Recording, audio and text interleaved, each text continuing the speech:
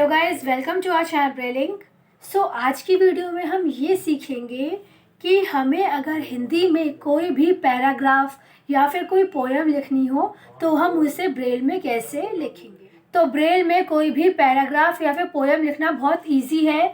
जैसे हम प्रिंट में लिखते हैं सेम उसी टाइप से हमें ब्रेल में भी लिखना है।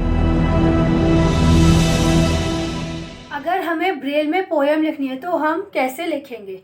सपोज जैसे हमने पोएम लिखनी है, हेडिंग डाली पहले तोता। इसमें आपका स्टार्टिंग में और एंड में गैप है। ये जो तोता लिखा है ये है मिडल में। नेक्स्ट लाइन में हमने लिखा मैं तोता, फिर नेक्स्ट में मैं तोता, फिर है हरे रंग का मैं तोता।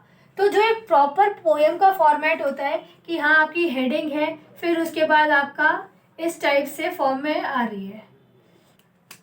सपोज अगर हमें ब्रेल में पोएम लिखनी है तो स्टार्टिंग में हम, ये आपकी ब्रेल स्लेट है, यहाँ आपने स्टार्टिंग में 4-5 सेल लीव किए, फिर जो हेडिंग है वो आपने यहाँ लिखी जिससे कि वो सेंटर में शो हो। फिर उसके बाद वापस आपने सेल लीव कर देने हैं। यहाँ पर आपने त लिखा, फिर ओ की मात्रा, फिर त, फिर आ की मात्रा। तो ये जो तोता वर्ड है ये आपकी ब्रेल स्लेट में, आई मीन शीट में मिडल में रहेगा। नेक्स्ट जब आपको लिखनी है नेक्स्ट लाइन, तो नेक्स्ट लाइन में आप स्टार्टिंग से लिखना स्टार्ट करेंगे, फिर जितने वर्ड्स फर्स्ट लाइन में हैं वो लिखेंगे, बाकी के आगे के सेल लीव कर देंगे।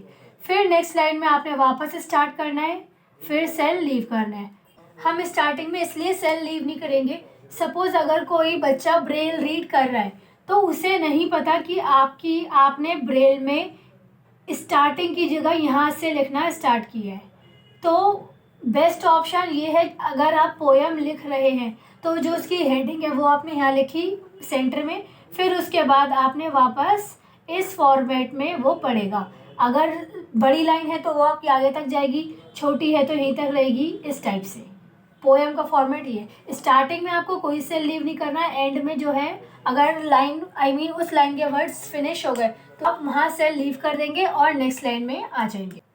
तो ये है हमारी ब्रेल स्लेट। ब्रेल स्लेट इस साइड से ओपन होगी। जब हम ब्रेल स्लेट में शीट इंसर्ट कर देंगे तो हम राइट टू लेफ्ट लिखते हैं। अब क्या है, अगर आपने पोएम लिखना तो सबसे पहले हम हेडिंग लिखेंगे, हेडिंग के बाद नीचे लाइन में आएंगे, यहाँ से लिखना स्टार्ट करेंगे। फिर सपोज आपके यहाँ वर्ड्स कवर हो गए, मैं तोता यहाँ तक आ गया। फिर उसके बाद आप नीचे वाली लाइन में गए, फिर यहाँ से लिखना स्टार्ट करेंगे हरे रंग का मैं तोता। फिर नीचे आएंगे, फिर आगे जो भी लाइन है वो कंटिन्यू लिखेंगे। सेम इसी टाइप से आप पोएम का फॉर्मेट लिखेंगे। तो पोएम लिखना ब्रेल में कोई डिफ़िकल्ट टास्क नहीं है। अगर आपको ब्रेल आती है तो आप इजीली पोएम लिख सकते हैं। तो नेक्स्ट जो हमारा पॉइंट है वो ये है कि अगर हमें कोई पैराग्राफ ब्रेल में लिखना है तो हम उसे कैसे लिखेंगे। तो वो भी बहुत इजी है, इसमें कोई डिफ़िकल्ट बात नहीं है कि हाँ आप लिख नहीं पाएंगे या फिर कुछ एडिशनल इसमें इन्फॉर्मेशन हो। मैं आपको बता देती हूँ कि आपको कोई पैराग्राफ ब्रेल में कैसे लिखना है। सपोज ये है हमारे पैराग्राफ, ये फर्स्ट पैरा, देन सेकेंड और फिर ये थर्ड। अगर हमें ये सेम चीज़ ब्रेल में लिखनी है तो हम इसे ब्रेल में कैसे लिखेंगे।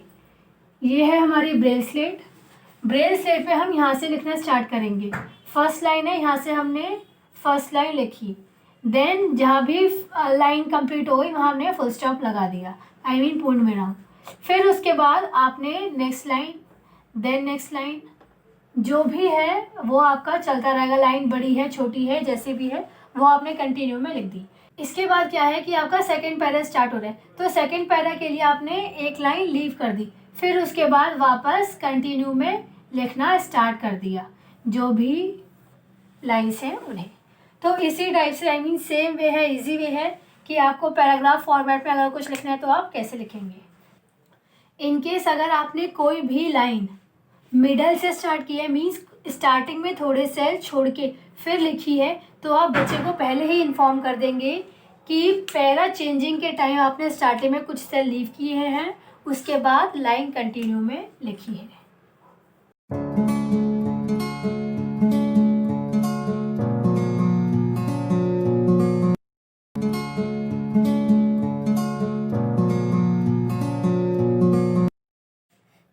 तो होप जितना मैंने अभी तक आप लोगों को पढ़ाया है वो आपको क्लियर हो गया होगा। इन केस कोई भी डाउट हो तो आप मेरे से पूछ लेना। और बाकी जहाँ तक मेरा ख्याल है मैंने आपको सारे टॉपिक्स बता दिए हैं हिंदी ब्रेल में। इन केस कोई टॉपिक रह गया हो तो वो भी इन्फॉर्म कर देना, अगर मुझे आता होगा तो मैं करा दूँगी। बाकी तब तक bye and keep practising. All the best for your exams.